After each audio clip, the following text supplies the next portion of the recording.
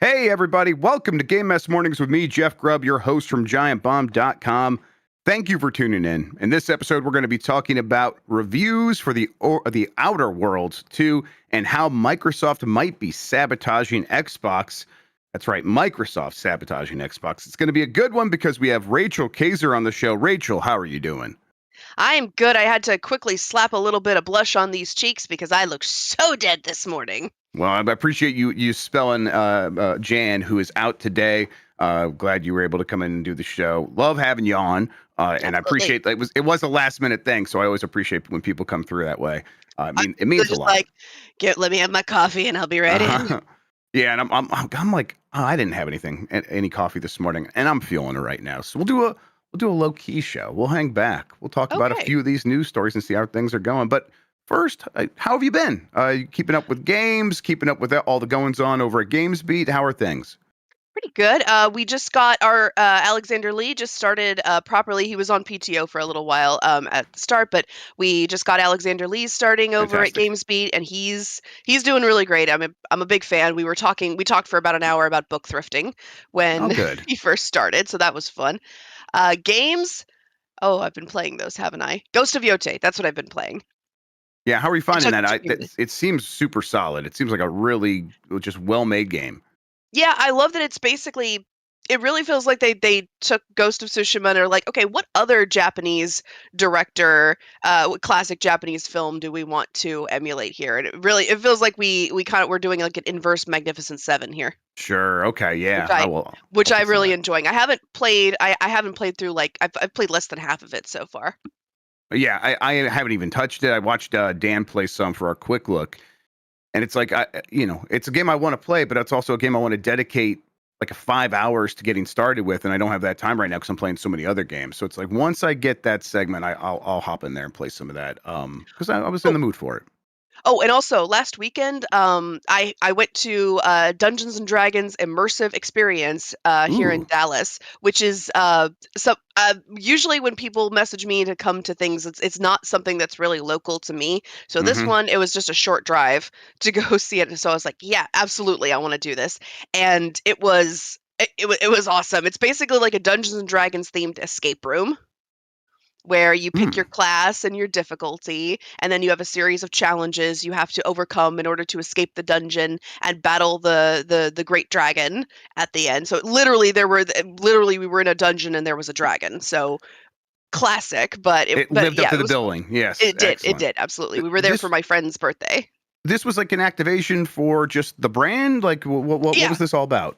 I believe, yeah, it was an official Wizards of the Coast activation. I don't think it was for anything in particular, but Yeah. I think maybe they're I suspect they might want to expand it to other areas as well. It's because it's seen great popularity. It was I very bet. crowded when I was there, Mm. and Yeah, interesting. it seems very easy to find like local talent who are interested in being part of it. Everybody was very in character and very dedicated to the Oh, storyline. that's fun. Yeah, that's So what you yeah, want when you're doing the role playing thing.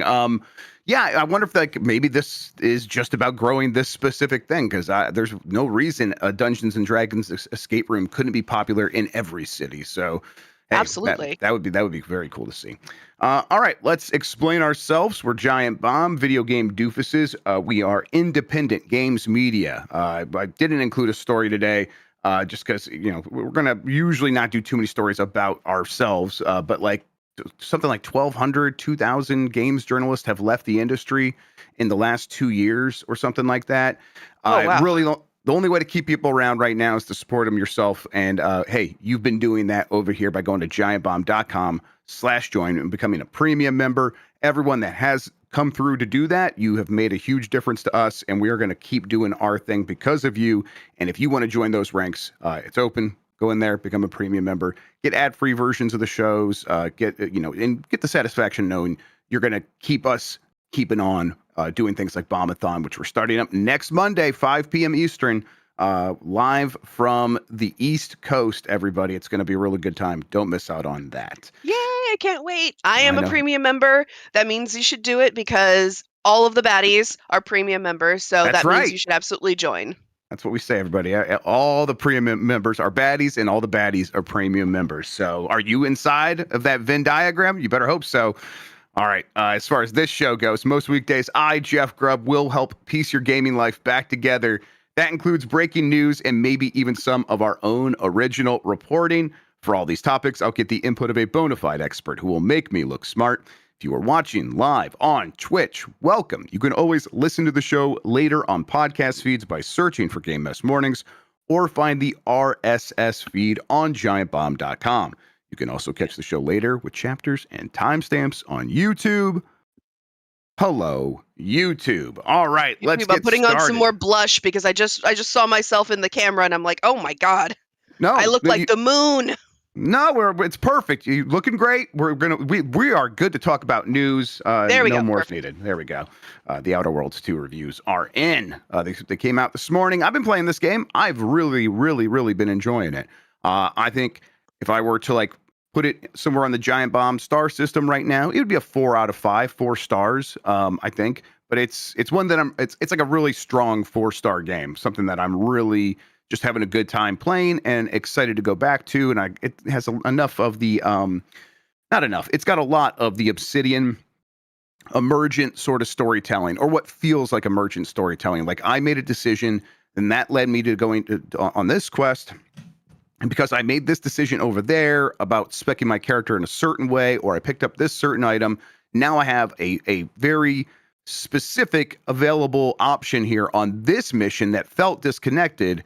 And all that stuff always just feels really good in one of these open world RPGs, and they nail it here. And then it's got, strong writing, a really good look, and it has an 81 on OpenCritic right now. Steve Watts at GameSpot gave it an 8 out of 10 and said, "The Outer Worlds 2 imbues Obsidian's spacefaring RPG series with its own identity, letting you bumble your way through corporate and cultish intrigue in space."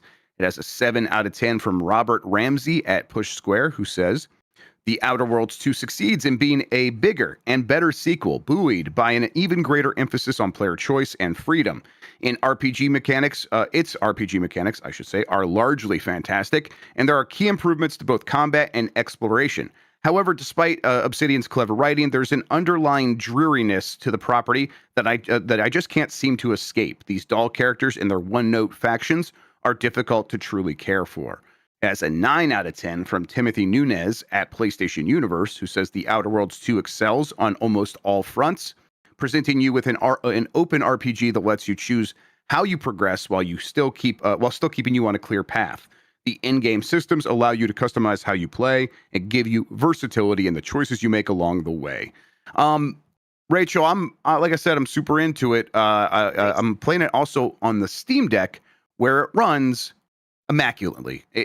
I'm so surprised how well it works on the Steam Deck. It's 30 frames per second, but it just looks fine. It plays great.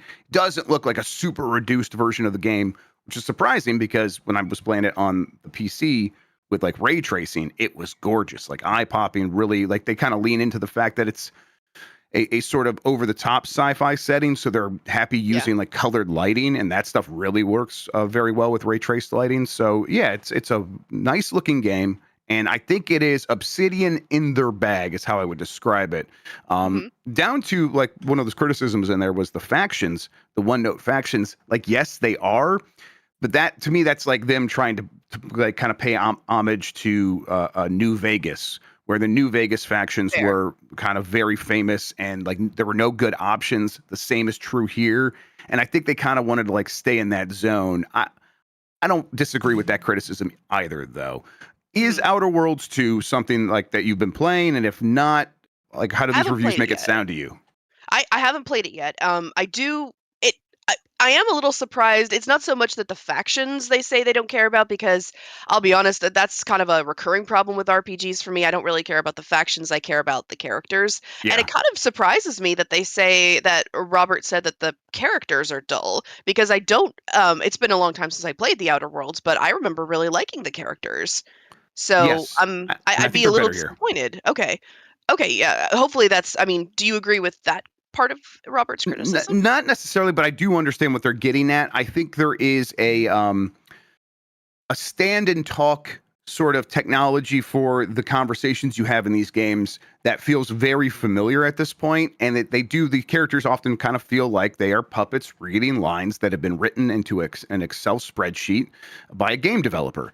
And I'll say that this one it's got a little bit more going on in terms of its presentation during the dialogue scenes than Starfield did. Like it is legitimately better than that. There's more animation. The Okay. characters like mouths move in a more naturalistic way. And then the things they're saying are very similar to what you heard in Outer Worlds. Mhm. It's over the top. Like, oh, if I am part of the capitalist faction, all I talk about is moving up the corporate ladder and doing right by the company's bottom line.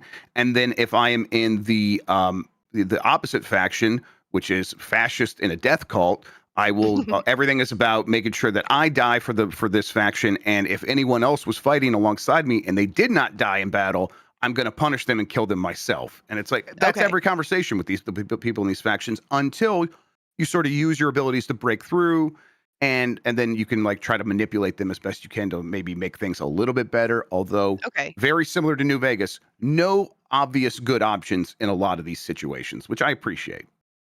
Yeah, yeah, in that case, yeah, everything else sounds very much like Outer Worlds 1, which I liked. So I think I'd definitely give it a try once I make time in the schedule for it, but Hmm. Yep. that's the hard part about RPGs. It's like, I'm gonna play this for 10 hours, and then I'm probably gonna get distracted by a shiny object and have to move on to something else, but, I'll give it the old college try, which Yep. actually, considering I played a lot of RPGs in college, that's probably appropriate. Yeah, that's But, the way yeah, to do it, actually. what might be the make or break is usually when it comes to RPG companions, I feel like the voice acting is always the make or Yeah. break because a sufficiently charming voice actor can make even the most puppet lines sound really good and really appealing. So I think it's because I'm remembering all of the past, like who was the I'm trying to recall the names of maybe. Oh, this is probably not a good thing that I can't recall the names of the companions in the Outer That's Worlds, but no, that's fine. I can barely remember the name of my own pets sometimes. So you're doing great over there. I thought Um, you were about to say your children, and I was like, wait a minute now. Whatever. I always just called them the gimmicks. So that's fine. That's whatever. Parvati, that's who I was Oh, thinking of. right. Yeah, God, that was a great character.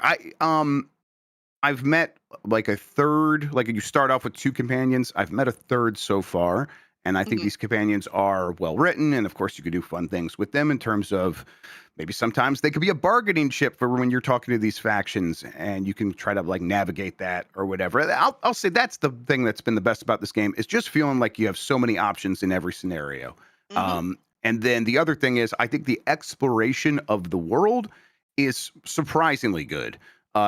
You start off. Maybe I haven't traveled to any other planets yet, but you start off on this one planet that is like this. That has this island that's habitated by people, inhabited by people, I should say. And then I got lost trying to solve this problem of I'm on one side of the island. There's a big ravine, and then there's a bridge across the ravine to the other side of the island, where many of the quests I'm doing, including some side quests, including some of my companion quests are on the other side of this island, on the other side of this ravine now. And I can't get there because there's someone crazy guarding the bridge who's in one of Mhm. these factions saying that if you don't bring me these people who did not live up to the oath of dying for the faction, I'm not going to let you through. And so, well, I don't really want to give these people over to a death cult if I can avoid it.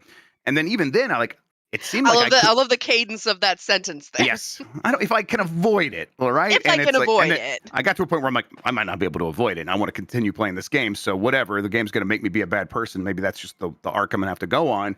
But even then, I'm like, I can't necessarily figure out how to get things done here. And then I looked at the map.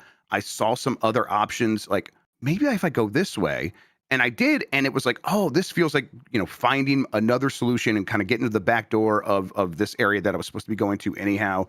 And it just felt really good to be like, I have hit these walls dealing with people. Now, can I just use this actual island and some of my abilities to get around instead? And that felt very rewarding. So I'm Nice. liking it. Yeah, I It's like that. Yeah, yes. that's definitely a recommendation. That definitely feels more RPG-ish to me. So yeah, that's you've recommended the game to me very strongly right there.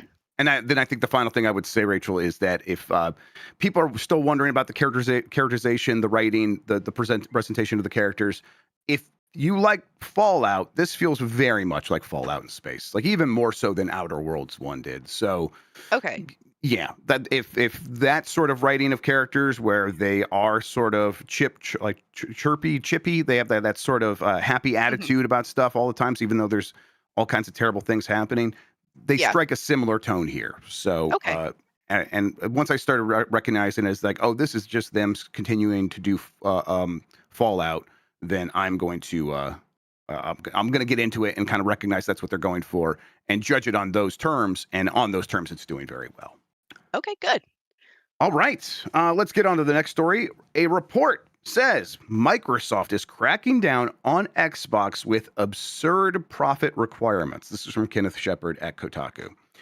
Bloomberg has published a new report about the state of Microsoft's Xbox division, providing some potential insight into the reasoning behind so many baffling decisions the company has made in the past 2 years.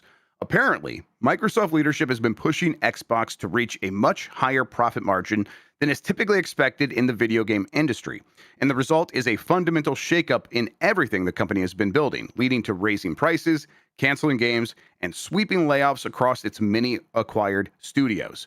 According to the report, Microsoft set a goal for Xbox of 30% accountability margins, is what they're called, which is apparently the term the That company feels uses in ominous. place of profit margins. Ooh, It feels like double speak. It feels like we're going to get a lot of that today, actually, that from feels corporations. Orwellian, actually. Ooh, Yeah, it that, won't be the that just last made a time we. shiver go down my Yeah, spine. won't be the last time we talk about Orwellian language today. By the way, yeah. So 30% profit margins. Basically, let's explain it very simply. I'm sure most people listening understand what's happening here, but you Yeah. spend a certain amount of money to make a thing, and then you get a certain amount of revenue from selling the thing, and then you subtract the making price from the revenue price, and that's your profit margin.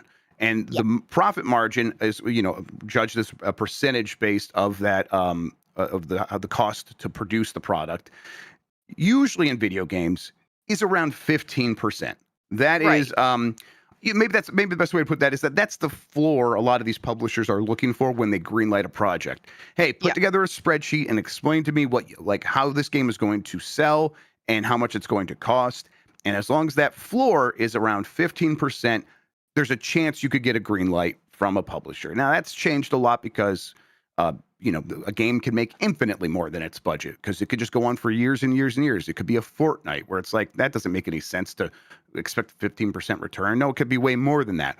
But generally, when a company Mhm. like EA is looking to greenlight a project, I've heard over and over again they are looking for that magic number of 15%. Make 30% yeah. is double that. That's Yeah. twice as much money, Rachel. Right? I My math is not wrong. No, I'm trying to think if I've ever heard of a company, maybe Rockstar, making a 30% profit margin on anything or Yeah. reporting a 30% profit margin in any quarter. I mean, I've read I've read hundreds of quarterly reports since I started in this industry, and I am trying to think if I've ever heard of a company reporting a 30% accountability margin on any in any quarter even if it's most favorable quarters, like maybe once or twice have I ever heard of a company making that much profit, but it's very rare and very difficult to achieve. Yeah, so this is the keystone to understanding everything that's been happening at Xbox, isn't it? Now, Yeah, it makes yeah. sense. Now that we know this, it's like, oh, okay, this is why they can't just eat the cost of tariffs because tariffs are eating into a margin that is already going to be impossible for them to meet. And then a studio getting closed, like the initiative getting closed, making Perfect Dark and shutting down that project. That's a project that probably out of the gate doesn't. It's going to be expensive to make, and it's Yeah. probably going to have an uphill battle to fight to like really win people over because it's a new game and the developer is going to take time to really figure it out. Usually, it's the sequel that delivers, and does not seem like they're interested in weathering any sort of like, oh, well, let's invest now in a series and expect maybe 5% return because maybe we'll get 25% the next time around. Turns out that Yeah. entire scenario is not good enough. It's like far from good enough for them. So, of course, cancel that game, cancel all these other games, shut down a bunch of studios. I, I think the question, Rachel, is what, obviously we know what this 30% profit margin says about many of the decisions they've already made. What Yeah. does it say to you about Microsoft's patience for the Xbox brand going forward? I mean, well, first of all, I'm just gonna say this feels almost like we were saying the quiet part out loud because we've known that there is Yes. something's There's rotten in the state of Denmark, in the state every of time we've had this Xbox. conversation, I think there's always at least one comment from either me or the guests where we say, we're sure there is pressure being put on Phil and his team by the people above him at Microsoft. And this is the exact thing Yeah, that we were all imagining, something along these lines. I think having him put it in stark numbers like this is still shocking, it but it's is. Yeah, it's not surprising though. I wouldn't have put it to a 30% No. profit margin. Let's just call it what it is. I wouldn't have put that number down in my wildest suppositions. But yeah, that it feels like this almost is like more of a validation than a revelation here. Yep. But I think also I guess I'm kind of wondering, like, why is it putting this much pressure on Xbox? And I think what the story we're going to get to next is also kind of a little bit of an explainer of that. I think it's that they want Xbox to make very particular kinds of projects, and Xbox has never necessarily been about those particular kinds of projects. So I think yeah, this kind of recasts all of Xbox's decisions as, we're scrambling to meet this impossible watermark that and so we just have to cut as much ballast as we can so that we can just get up as high, try to reach this, do whatever we can to reach this so that we can at least show them that we're trying, Yep. because I think even they know that it's not possible to meet those numbers. I mean, I Right. I don't even want to imagine what they would have to do in order to meet those numbers. It doesn't seem financially possible. Right. So I remember years ago, Phil Spencer talking about how he liked setting high expectations internally Mhm. because it forces everyone to look at every decision they're making about, like, oh, is this going to help get to this really tough to reach number? And the obvious implication there is maybe we won't reach that impossible number, but we'll still have like the best that we can get out of these people and out of our projects in Yeah. terms of a risk to profit ratio. Like, we're gonna really get the best, and I think they're like, for Microsoft, I think it's like, hey, we don't necessarily want to get into micromanaging you over at Xbox, but you need to reach this number because we just need you to cut off anything that you don't think is contributing in a significant way to making us a lot of money. And it's Yeah, like, because yeah, they're not even necessarily expecting all of the profits to make that amount of money. I right. think the other part of it is that they want these projects to be made for much less money.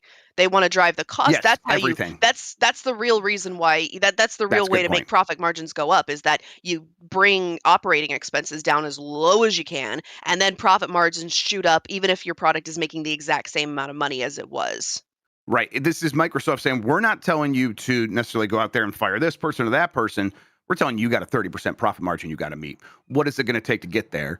Yeah. And then that it's basically forcing them in a situation where, like, they have to consider cutting every job, and they have to consider cutting every project, What and can they replace with AI? yeah, and then what can they Wink, replace wink. with AI? Exactly. So it forces this big team that is kind of unwieldy, spread all over the globe, divided amongst not just many different studios, but many different brands under the Xbox label of Activision and Bethesda over here, and those companies kind of still operating in their own silos in a lot of way. Is that costing us money? Maybe we should bring everything in house over here. And it's like, this is going to force you to figure that out because it's not something that would happen naturally.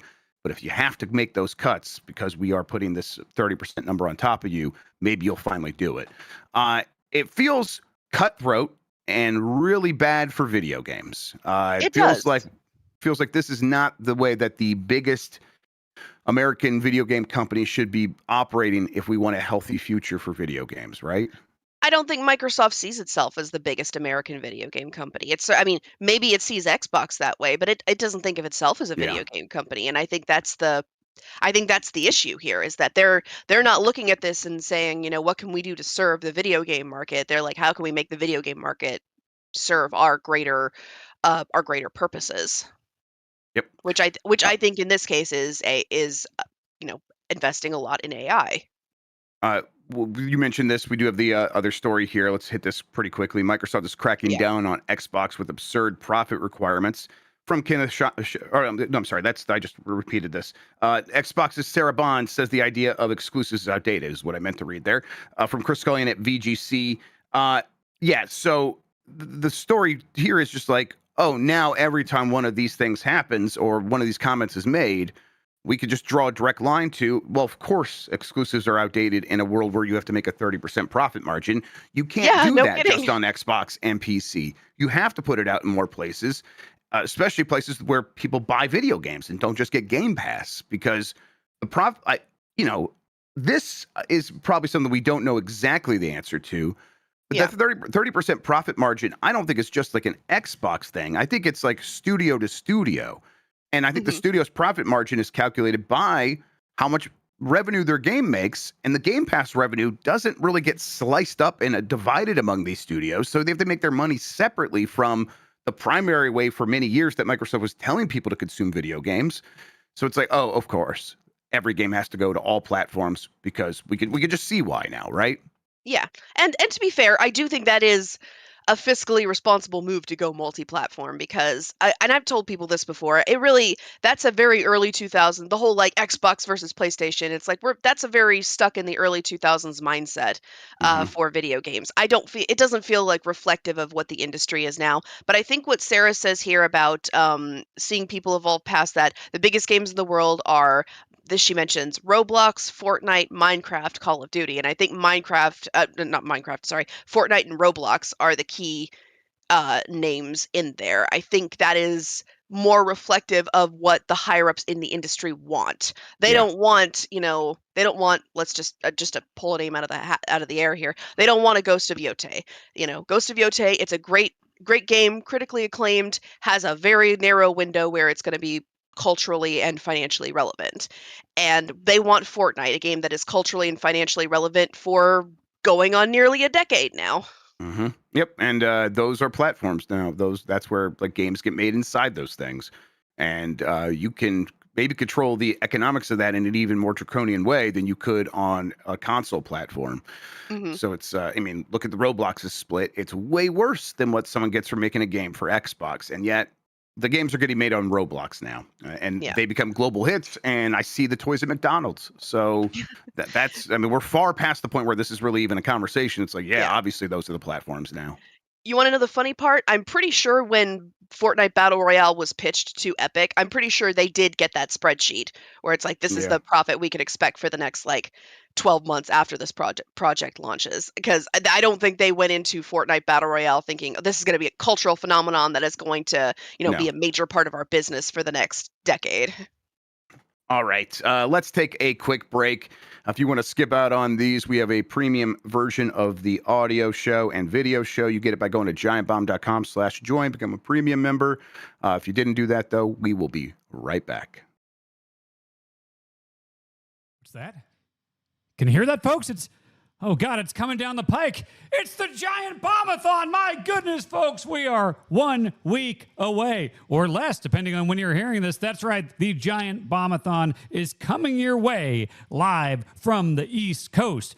5 p.m. Eastern on Monday, October 27th, to 5 p.m. Eastern on Tuesday, October 28th. Take Tuesday off. Listen, we had to do this on a Monday night. We know it's during the week. Take Tuesday off. Take it off now. Get your requests in. That's right, 24 hours of local multiplayer shenanigans, gimmicks, fun, hullabaloo, all that stuff. Pyro, ballyhoo. No pyro. We had the confetti cannon last time. That didn't work well. We're going to have a lot of fun, folks. It's going to be the 5 owners of Giant Bomb. You know who we are. And we also have Chuck and Sean flying out to join the festivities. That's right. Remember, Monday at 5 p.m. into Tuesday at 5 p.m. Take Tuesday off work. We're going to be there live on Twitch, on YouTube. Check us out. It's going to be a lot of fun, and we'll make it worth your while. We got some incentives. We got some stuff you might like to see.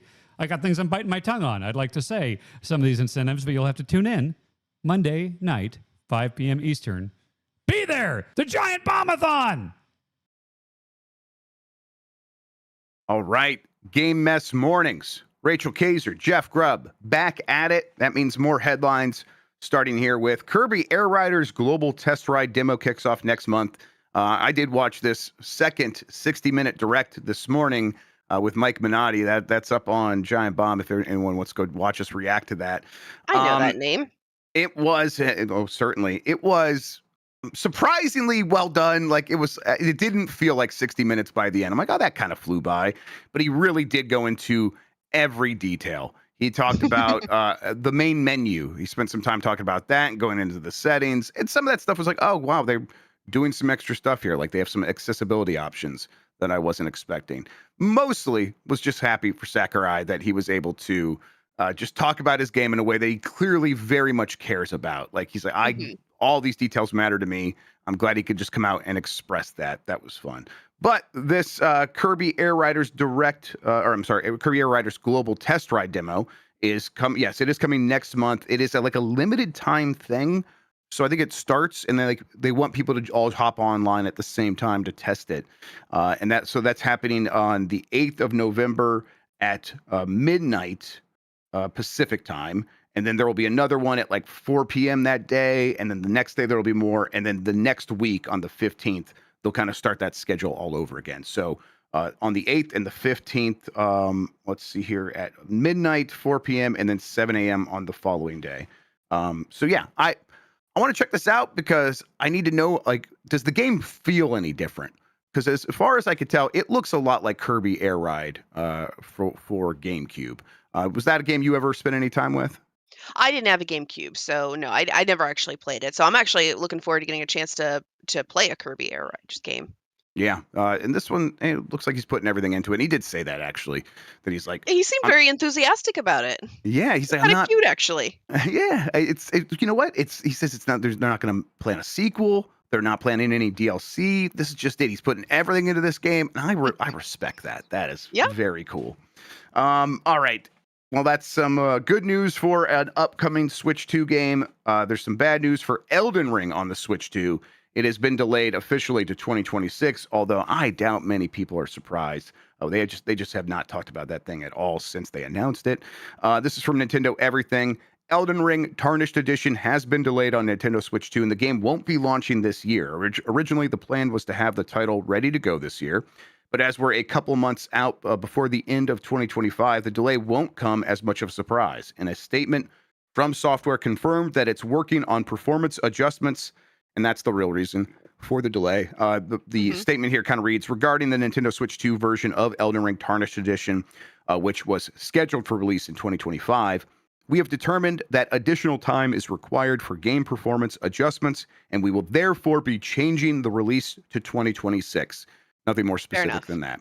I'm glad that they made this decision, right? Like if you get a game running well on Switch 2, even if it's a port of a game several years old at this point, it seems like the audience is ready to reward you. Something I'll point out over and over again happened to Star Wars Outlaws, although it didn't seem like enough to save that studio from Ubisoft. But they still, like, that game seemed like it did better on Switch 2 because it ran well. It like popped back up into their Circana's monthly report and stuff like that.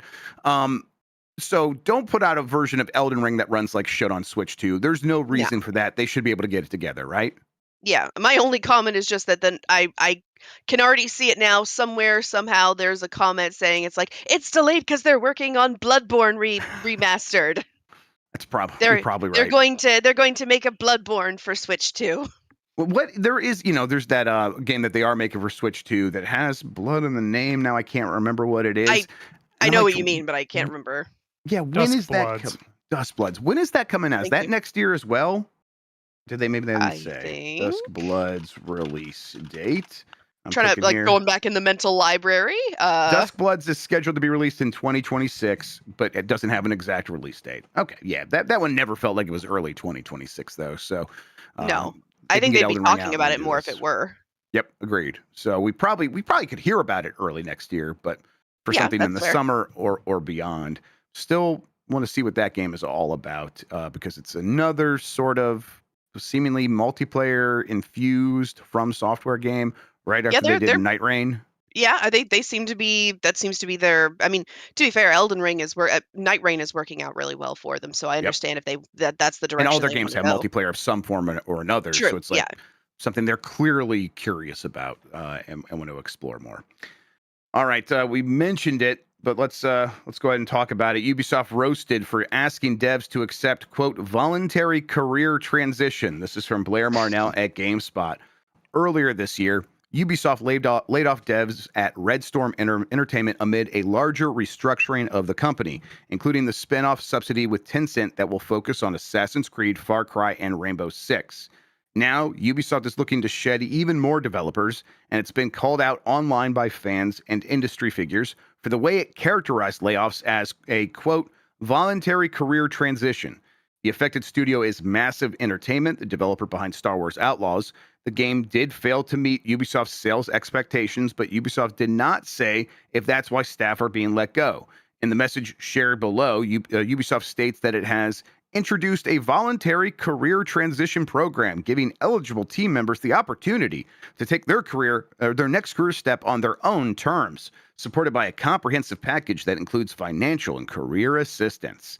Some observers have called that corporate speak, but it's also reminiscent of new speak from 1984. That's right, Blair. It certainly is. Don't Blair shit on read my people mind and call right it there. chocolate cake. Don't like just ruin people's day and go in there and talk about how it's going to be this chipper opportunity for them. You got to have some respect when you're, and I get it's a voluntary thing actually, so it's like people can volunteer to lose their job and get a package and stuff like that. It's voluntary layoffs essentially. But that we all know what that's what this is. So don't go through this rigmarole to position it as some way it's a positive thing. Also, I feel so disgusted. I feel like I need to take a shower right now. Yeah. Yeah, this was clearly written by AI, which at this point it's like we can always tell. I get that maybe it saved you some time and you don't want to have to write the icky thing about laying people off. But this shows why it requires the deft hand of a real human who actually has some humanity left inside them, because otherwise you get some dribble like this. Yeah, it's ugh. And yeah, didn't Mark Alexi Cote also say that was kind of like he was offered the chance to work in a diminished role at the in the franchise that Right. he's been like the leader of for the last 2 Assassin's Creed, right? decades? He Assassin's oversaw Creed, yeah. Assassin's Creed, and Yeah. then they left, and then he was like, I didn't leave voluntarily. I was pushed out, and it's basically Yeah. he was gonna I'm gonna keep my job, and they're like, well, unless you come do this reduced job over here at this studio that's gonna oversee Assassin's Creed now, well, we don't want you, and so they Yeah, took that was that was a horrible like thing because if you look back on the statements from I guess it was from like the creative house, the what is it, Vantage Studios, where they say I like, think "Oh, so, we're yeah. so sorry to see Mark go. We're gonna miss him so much." And in retrospect, that just feels really. My insurance company is calling me. Go away. In retrospect, speaking of Orwellian, but Uh-huh. in retrospect, that just feels so again, like you said, written by AI. Like, we're so sorry to see this very important member of our team go. If only there was something we could have done to keep him around. So I got a new cat, and he's I think I hear him meowing. He's been hiding since yesterday. Oh, His poor thing. name's Brooks. He's a rag doll, Brooks. and Oh, we're just trying to make a nice home for him. But so far, he's just been like hiding under couches, which is what cats do. remind me to show you the pictures of the box fort that I made for my cat. Please, I would love that. Yes, Brooks was here. That's right. All right. Yes, Orwellian story, and you said it right, Rachel. And I just Ubisoft continues to be a real hot mess, and the faith I have in their ability to like figure this out is very, very tiny. So we'll see what happens with that company. Meanwhile, Krafton admits a transition to AI first dystopia, including automated HR. This is from Jake Valentine at DualShockers. South Korean video game publisher Krafton is best known for being behind PUBG Battlegrounds and more recently Dead Space's spiritual successor, the Callisto Protocol. Starting today, however, they're going to be known for something else, becoming an AI-first company. The company has announced a complete reorganization of its operational development system with AI front and center. The goal, which is filled with buzzwords, is to, and I promise I'm paraphrasing here, transform how Krafton works with agentic AI-based automation while also enhancing employee growth and corporate competitiveness. Here's like where a real quote starts. Starting today, Krafton will automate work centered on agentic AI and fully implement an AI-centered management system where members focus on creative activities and complex problem solving. They go on to say like everything is going to be infused and or done straight up by AI, including, as the story points out, human resources. Human resources. being Jeff, why'd overseen you bring by. me on here? And I just want to go take a shower after this. I knew, like, I'm like, who can I really make miserable today? And I was like, well, This is why I got just the person. You brought me on so I could like try to lend a little bit of like life and maybe a little bit of cynical humor to this. I don't know. Please, But yeah, this is I mean, I don't know if they were expecting applause for this? Right, why announce it? Yeah, why this feels like something that you would do quietly behind the scenes, not say that you're doing because you're, you're excited about the new direction your company is taking, where we're going to let AI guide the path here, cut the stream for us. And just what are we I'm looking at this, I'm like, what are you excited here? What's to be excited about? You're not even saying like we're going to build out AI and make it this amazing new technology and make it so useful for everyone. They're not even saying that. They're saying we're fully going to let AI do everything for us. Yep, it's I mean, that's how I'm reading it here anyway. Yeah, I mean, right. And it's like we say, like, why announce this? And of course, we know why, because it's like, who would get excited to hear this? And then what end would that benefit Kraft? And it's like, well, investors are still believing in AI, and a company saying, shareholders, hey, shareholders, and telling that class that, hey, we are doing this, and that's going to cut cost, fewer humans. That's just better for you. That is the kind of thing where it's like, oh, now we can go present ourselves to even more investors and be like, look, we already have made successful games, and going forward, we're going to be able to do it even cheaper and more efficiently because we are an AI first company. You can trust us with your money. I think that's sad and desperate. I think it's sad and desperate that you know what? If you're a video game company, if you want to get people to give you money, talk about your video games. Don't talk about this bullshit. This is sad and desperate. Yeah, but I mean, what video games do they have on the slate that I think would differentiate them from everyone else out there? I mean, it sucks to say, but PUBG has been beaten at its own game already. Oh, yeah. The Callisto Protocol, the less said about that, the better. And I need to remember what they acquired. Tango Gameworks, right? Tango, yeah. So I haven't heard from Tango in a while. Right, whatever Hi-Fi Rush thing they're going to do next will pop up under Krafton. Life check on Tango. Hello, can somebody please check on Tango, make sure they're okay? We were happy for them because they weren't being shut down anymore, but now I'm like, what did we resurrect them to become? Now, that's terrifying. Yeah, I'm right. This is in chat here. Mr. Aristocrats says Tango's dead, fam, and it's like, yeah, like I don't know. Why would I walk around assuming that a company behaving and talking like this would see through whatever Tango Gameworks is going to be working on next? Like, I'm sure they bought Tango Gameworks and rescued them, but that has to sustain itself throughout an entire development cycle for a game that I just don't think is going to be like make billions of dollars. So they're going to lose interest. I just think they're going to lose interest. Yeah, either your chair was squeaking just now, or I heard Brooks meowing. I think you heard Brooks. Brooks, come here. Hey, buddy. You okay? Hi. Are you okay?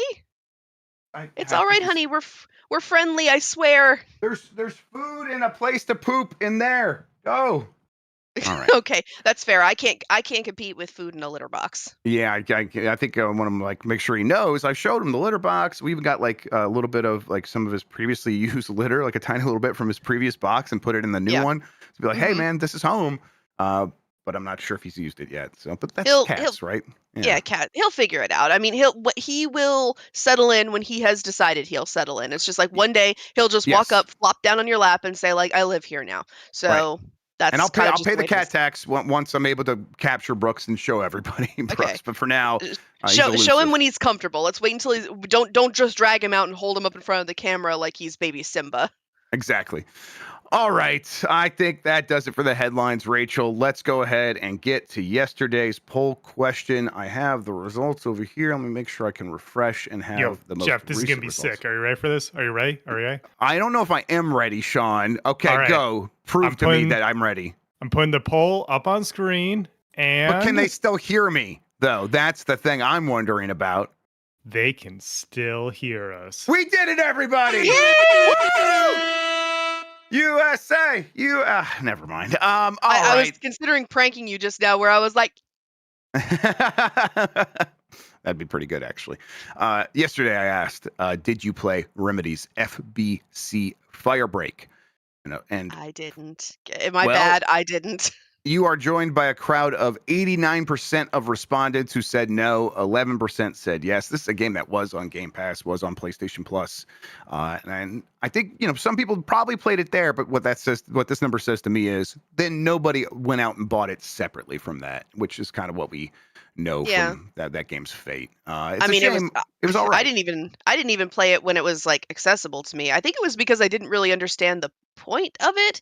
It was kind of I love Control. I loved Control so much. FBC Firebreak didn't really feel like it felt like it was the wrong genre, if you will. Yeah, it's like Ghostbusters in what's the house called? The oldest house? Is that how they The refer oldest to house, it? yeah. Yeah, it felt like a team of Ghostbusters, kind of generic Ghostbusters in the oldest house.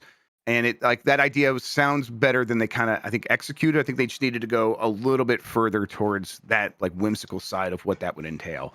But Yeah. there were some cool ideas. Anytime like an object of power showed up, I was like, yay, objects of power are cool.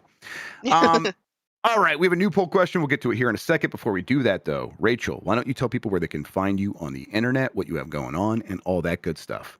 Well, right now you can find me on gamesbeat.com. That's where all of my professional writing is. And I actually have just started a new feature series called Boss Mode, where we where we examine and amplify the success of women in the games and tech and entertainment industries. So we had our first Boss Mode with Aubrey Quinn from the Entertainment Software Association. So she was amazing, and we spent like a good 5 minutes in there talking about playing Dr. Mario and Seventh Guest as children. Oh, fun. Which didn't make it into the official transcript that I used for the article, but I did put it in my newsletter as like a little bonus. So I actually do have a newsletter called Inside the Industry. That is exclusive to GB Max subscribers, and I don't necessarily expect anyone here to be a GB Max subscriber because it's we got some premium developers subscription. listening. Some chief marketing officers are out there. Go check out GB Max, Yeah. everybody. Get a subscription for your whole company, and read the exclusive stuff. But for those of you who are not GB Max subscribers, I am making videos on TikTok, which are eventually going to be elsewhere on the internet. I've just been using TikTok because the editing tools are pretty idiot proof, so I can make videos pretty easily on that platform. But yeah, look Good for us deal. on TikTok as GameSpeed Official, and my account, which is Rachel Kaser. Excellent. Thank you so much. We have the new poll question. Are you going to play The Outer Worlds 2? Simple. Yes or no? We'll get the results of that, talk about it on Game Mess Mornings here on Giant Bomb tomorrow. Speaking of Giant Bomb, tomorrow's show will have the Bomb 12. I put a link out for the form on Blue Sky and here in chat so people can go ahead and submit your game for the Bomb 12 for tomorrow. That kind of came out late. I was busy yesterday. I was going to do it yesterday. I couldn't get around to it. But I'll get a blog post posted as well for last week's results, so people could still find that, and then you could find the link on giantbomb.com. I'll get that done today. And then let's see. It's Thursday, so I think we're going to be back with voicemail dump truck. That's probably what is next.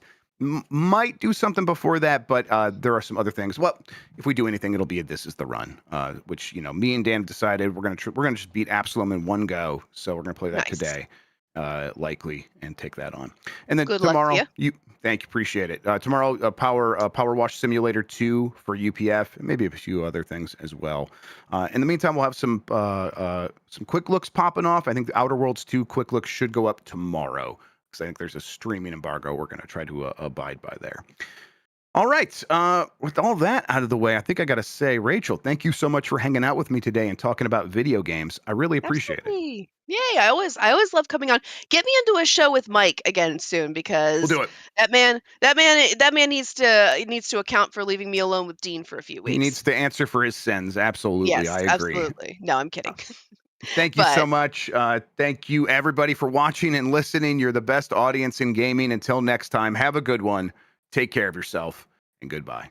Bye.